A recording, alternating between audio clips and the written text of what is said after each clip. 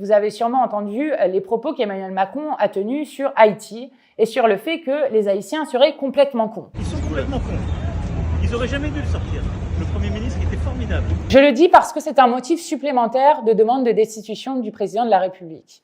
Ce n'est pas la première fois que le président de la République se retrouve dans une position où il nous fait honte à l'international, où il méprise, comme il avait méprisé le président burkinabé, en demandant, lors d'une conférence de presse devant la presse nationale et mondiale, où était le président et s'il était parti réparer la clim. C'est le travail du président! Du coup, il est parti réparer la climatisation. Eh bien, je le dis, il y en a marre d'un président de la République qui nous fait honte à l'international. Et non, monsieur Emmanuel Macron, les Haïtiens ne sont pas complètement cons. Ce sont des gens souvent admirables, qui font ce qu'ils peuvent et qui bien souvent doivent vivre à l'extérieur du pays et non à l'intérieur où ils sont bloqués depuis longtemps.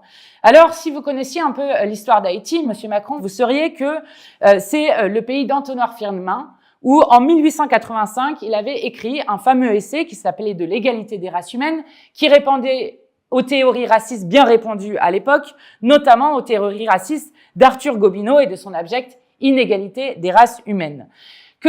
Si vous connaissiez l'histoire, monsieur Macron, vous sauriez que Haïti est le pays de grands écrivains, comme Jacques Roumain, comme Jacques-Stéphane Alexis. C'est aussi le pays aujourd'hui de Yannick Lahens, d'Edwige Danticat, de l'économiste et femme politique Michel Pierre-Louis, des écrivains Lionel Trouillot, Louis-Philippe d'Alembert, entre autres illustres personnages.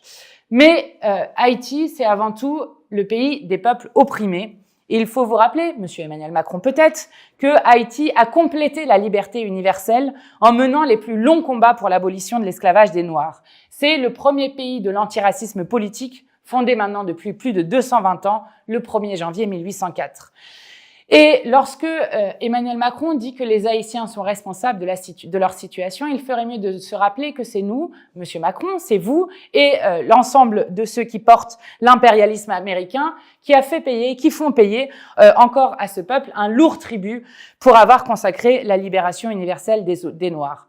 Non, les Haïtiens ne sont pas cons et Haïti a été pendant très longtemps le laboratoire du pire.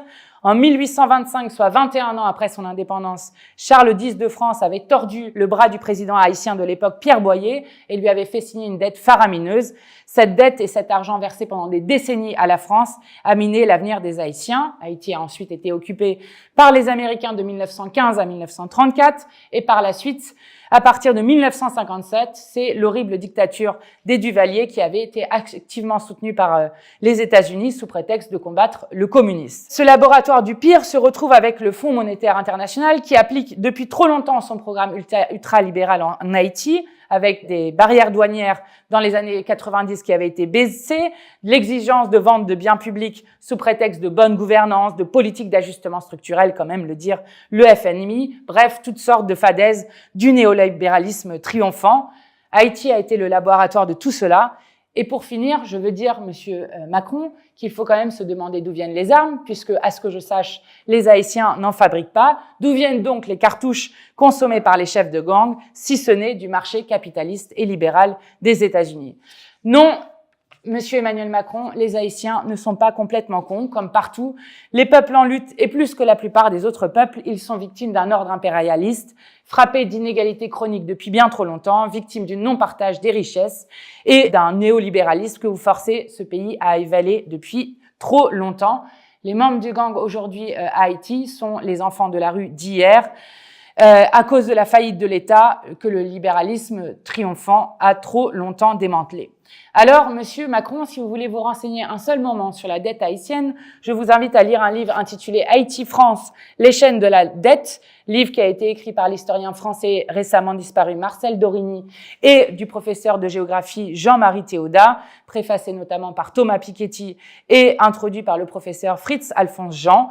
Haïti, France, les chaînes de la dette. Sinon, vous pouvez aussi découvrir les écrivains haïtiens. Je vous conseille notamment l'anthologie de la poésie haïtienne parue en 2015 aux éditions du Seuil.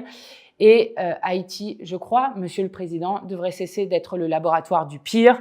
Les Haïtiens en luttent ainsi pour changer leur pays. C'est un défi pour la modernité sociale et antiraciste, un défi que nous devrons tôt ou tôt regarder en France. Donc non, monsieur Macron, les Haïtiens ne sont pas complètement cons et vous devriez regarder l'histoire d'Haïti et l'histoire de la France pour vous rendre compte à quel point le peuple haïtien a tant apporté au monde.